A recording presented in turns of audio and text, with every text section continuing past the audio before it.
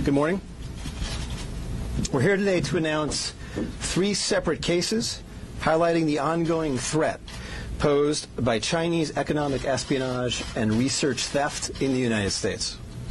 First, the arrest today of a Harvard University professor for lying about his participation in a Chinese foreign recruitment program.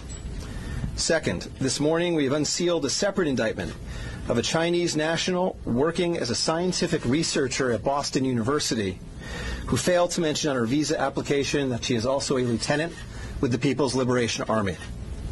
Finally, this office has indicted another Chinese national for trying to smuggle vials of biological material out of the United States to China and lying about it to federal investigators. That defendant, whose entry to the United States had been sponsored by Harvard University, was a cancer researcher at a lab at the Beth Israel Deaconess Medical Center. So, this morning, the FBI arrested Dr. Charles Lieber, the chair of the Department of Chemistry and Chemical Biology at Harvard University, for making false statements regarding his involvement in China's Thousand Talents Plan and his affiliation with the Wuhan University of Technology.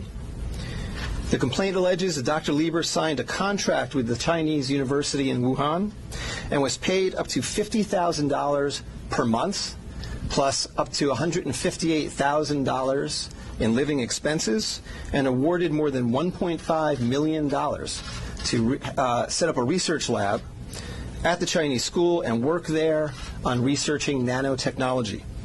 Lieber also joined China's Thousand Talents Plan, according to the complaint, a Chinese government-run program designed to entice scientists and researchers in the United States to share their research expertise with China.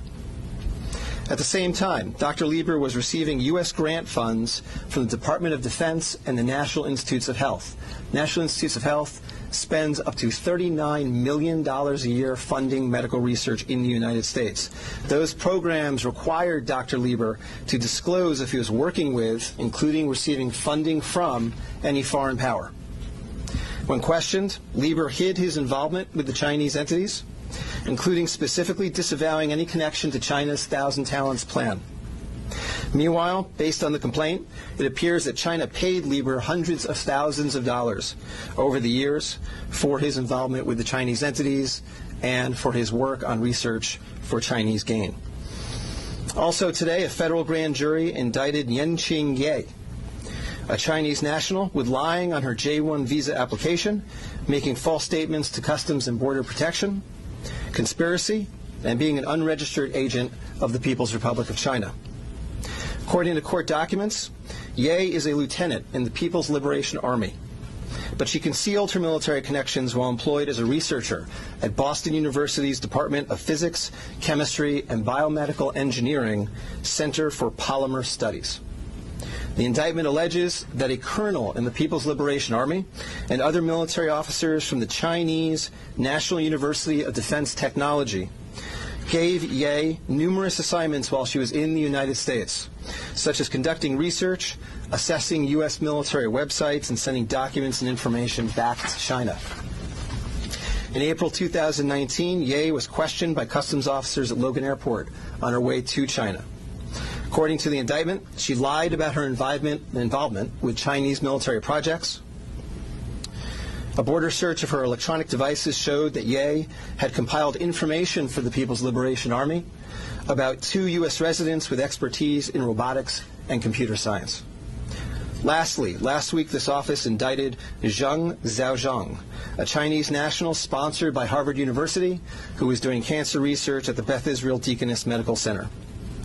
Zheng was charged with attempting to smuggle to Beijing vials of biological material, along with other research materials that he had stolen from the lab at the Beth Israel, where Zheng was working on cancer cell research. Before he boarded his flight, customs officers discovered 21 vials of biological material in a sock in his baggage. When confronted by the officers, Zheng initially lied and said he was not traveling with any biological or research materials. Chemistry, nanotechnology, polymer studies, robotics, computer science, biomedical research. This is not an accident or a coincidence. This is a small sample of China's ongoing campaign to siphon off American technology and know-how for Chinese gain. Recently, Attorney General Barr referred to China as this country's primary rival. Similarly, FBI Director Chris Wray recently told Congress that right now there is no country that poses a greater counterintelligence threat to the United States than China.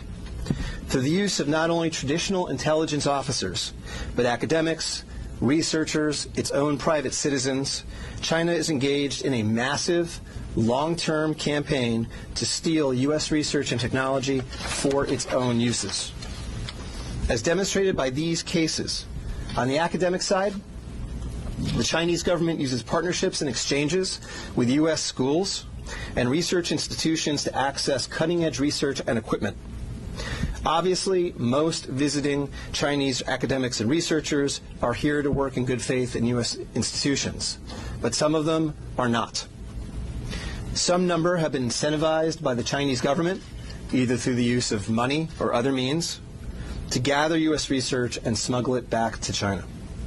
Because of the sheer scope of this threat, a year ago, the Attorney General created the China Initiative at the U.S. Department of Justice, designed to prioritize and aggressively prosecute Chinese economic espionage and theft of intellectual property.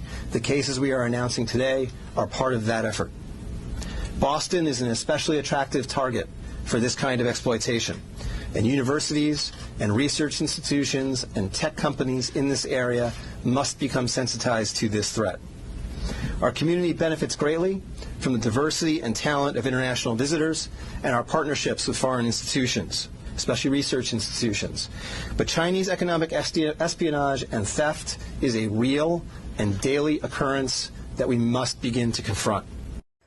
As the world struggles to contain the new virus, a new speculation from the Chinese scientists who believe it may have originated at a research facility not far from the Wuhan fish market. While they say more research needs to be done to find solid proof, such labs are known to contain disease-ridden animals, including hundreds of bats. Our Kim Hyo-sun with the details. Amid the continued spread of the COVID-19 virus, there's rising speculation the virus could have originated from a government laboratory in Wuhan, rather than the widely held belief that it emerged from the city's Huanan seafood markets. Citing a report published by Chinese scientists, a Chinese-language newspaper published in Hong Kong, Mingpao, and the British daily The Mirror, explained Sunday that the Wuhan Center for Disease Control, or WHCDC, could have spawned the contagion in Hubei province. According to the report penned by Bo Tao-xiao and Lei Xiao of the South China University of Technology, the research lab, which is only 280 meters away from the Huanan seafood market, kept disease-ridden animals, including more than 600 bats. It stated that while it's plausible the virus was leaked from the lab and contaminated initial patients in this epidemic, more solid evidence is required through future study.